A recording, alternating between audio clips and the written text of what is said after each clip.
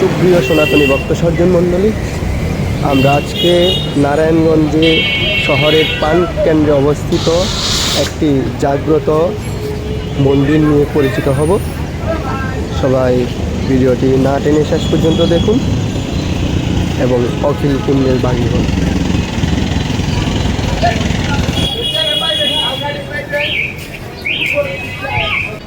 আমাদের মন্দিরে রিপোর্ট করার জন্য তপোবন টিভিকে শুভেচ্ছা জানাচ্ছি এবং আমাদের মন্দিরের তরফ থেকে এই তথা সবাইকে শারদীয় শুভেচ্ছা জানাচ্ছি।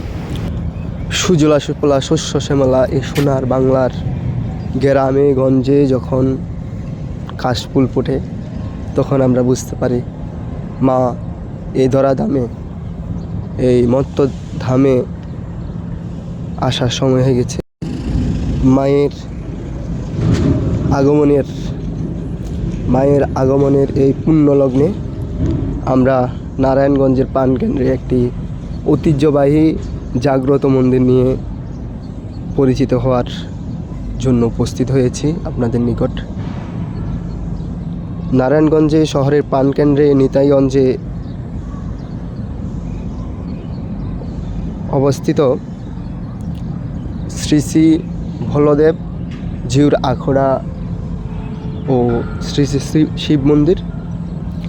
এই মন্দিরে প্রতিষ্ঠিত হচ্ছেন শ্রী শ্রী মহামায়ার মহাশক্তি আদ্যাশক্তি পরমা প্রকৃতি মা, আছেন পরমেশ্বর শিব, প্রতিষ্ঠিত আছেন সুভদ্রা মহারানী জগন্নাথ বলদেব। এখানে নিত্য প্রাত্যহিক এই পূজা অর্চনাগুলো হয়ে থাকে। আমরা তপোবন টিভির পক্ষ থেকে সবসময় সনাতনী ঐতিহ্য, সনাতনী সংস্কৃতি, সনাতনীদের যে অত্যাচার অবিচারগুলো হয়ে থাকে আমাদের প্রতিবেদনে এই বিষয়গুলো তুলে ধরার চেষ্টা করি। নারায়ণগঞ্জের ঐতিহ্যবাহী শ্রী শ্রী বলদেব জিউর আখড়া শিব মন্দির, এটা খুব পুরানো মন্দির, নারায়ণগঞ্জের খুব সুপরিচিত মন্দির। এখানে নিতাইগঞ্জ এলাকায় অবস্থিত এই মন্দিরে বলদেব জিউ, বলদেব, সুভদ্রা মহারানী, জগন্নাথ, শিব, দক্ষিণাকালী এবং দেবী দুর্গা প্রতিষ্ঠিত। পূজা হয় প্রতি মাসে শুক্লা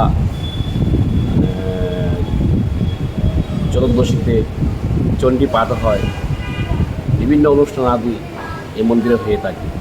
সেই জন্য এই মন্দিরটা নারায়ণগঞ্জ নেতাগঞ্জের জন্য খুব সুপরিচিত মন্দির, খুব ভক্তের সমাগম হয় এখানে। আচ্ছা, এই যে আর কয়েকদিন মাত্র আমাদের পূজার বাকি আছে। আমাদের তো এখানে পূজা হয়, যে মায়ের পূজাটা হয়, এখানে পূজার যে আয়োজন, এটার প্রস্তুতি কেমন আপনাদের? হ্যাঁ, আমাদের বিশেষ করে আমাদের এই মন্দিরে দুর্গাপূজার একটা সুপরিচিত নাম আছে। শ্রী শ্রী বলদেব জিউর আখড়া শিব মন্দিরে খুব আনন্দ উৎসবমুখর পরিবেশে এই দুর্গা উৎসব হয়। প্রতি বছরের ন্যায় এবারে হবে। আমাদের প্রস্তুতি মোটামুটি চলছে। আমাদের প্রতিমা আমাদের মন্দিরে তৈরি হয় এবং আমাদের মন্দির থেকে বিভিন্ন জায়গায় মায়ের প্রতিমা চলে যায়। আমাদের মন্দিরে এবছর 17-18টা প্রতিমা তৈরি হচ্ছে। পাশে আমাদের মন্দিরের প্রতিমা এখানে তৈরি হচ্ছে। আমাদের প্রস্তুতি মোটামুটি চলছে। আমাদের মন্দিরে রিপোর্ট করার জন্য তপোবন টিভিকে শুভেচ্ছা জানাচ্ছি এবং আমাদের মন্দিরের তরফ থেকে এই তথা সবাইকে শারদীয় শুভেচ্ছা জানাচ্ছি। এবারে পূজা যেন আমরা ভালোভাবে করতে পারি। যদিও আইন শৃঙ্খলা পরিস্থিতি তেমন ভালো না, তারপরও মায়ের পূজা তো করতে হবে। সেই জন্য আমরা মায়ের পূজা করব। পূজা তো আর বাদ দেওয়া যাবে না। আইন শৃঙ্খলা পরিস্থিতি যতই খারাপ হোক, যতই ভালো, আমাদের পূজা করতে হবে। অসংখ্য ধন্যবাদ আপনাকে।